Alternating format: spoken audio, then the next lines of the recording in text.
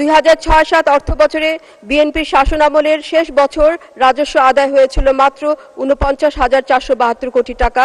2007-08 অর্থবছরে সেনা সমর্থিত তত্ত্বাবধায়ক সরকারের শাসনামলে ব্যবসায়ীদের ধরে বেঁধে এনে রাজস্ব আদায় করা হয়েছে 60,৫৩৯ কোটি টাকা। আর 2023-24 সালের সম্পূরক বাজেটে এর পরিমাণ বেড়ে দাঁড়িয়েছে 4,74,০০০ কোটি টাকা। মাননীয় স্পিকার, ডিজিটাইজেশনের ক্ষেত্রে জাতীয় রাজস্ব বোর্ড খানিকটা পিছিয়ে থাকলেও দুর্বার গতিতে এগিয়ে চলেছে মাননীয় প্রধানমন্ত্রীর তথ্য প্রযুক্তি উপদেষ্টা সজীব ওয়াজেদ জয়ের ক্যাশলেস ইকোনমি গড়ার প্রত্যয়। দেশে এখন 22 কোটি মোবাইল ব্যাংকিং অ্যাকাউন্ট রয়েছে। 2023-24 অর্থবছরে ডিজিটাল লেনদেন 15 লক্ষ কোটি টাকা ছাড়িয়ে যাচ্ছে। রিটেল পেমেন্টের ক্ষেত্রেও মোবাইল মাধ্যম ধীরে ধীরে জনপ্রিয় হয়ে উঠছে। ডিজিটাল ট্রানজ্যাকশনের বেলায় 5% হারে ভ্যাট ছাড় দেওয়া হলে এক্ষেত্রে ব্যাপক সাড়া পড়বে এবং ভ্যাট আদায়ও বহুগুণ বৃদ্ধি পাবে।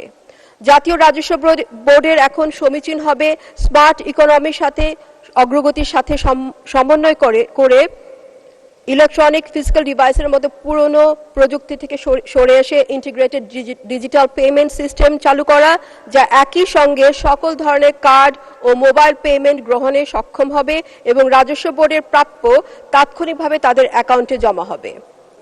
মাননীয় স্পিকার, একদল চিহ্নিত বিশেষজ্ঞদের পক্ষ থেকে বাংলাদেশের বৈদেশিক মুদ্রা রিজার্ভ নিয়ে অনবরত গুজব ও ভীতি ছড়ানো হচ্ছে।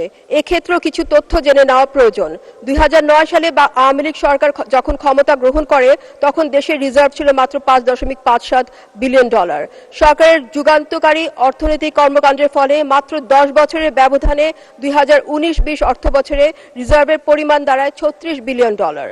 2020-2021 সালে কোভিড মহামারীর কারণে আমদানি স্থবির হয়ে যাওয়ায় এবং অনেক অভিবাসী তাদের সঞ্চয় নিয়ে দেশে ফিরে আসায় সর্বমোট রিজার্ভ ইতিহাসের সর্বোচ্চ $48.04 বিলিয়ন পৌঁছে।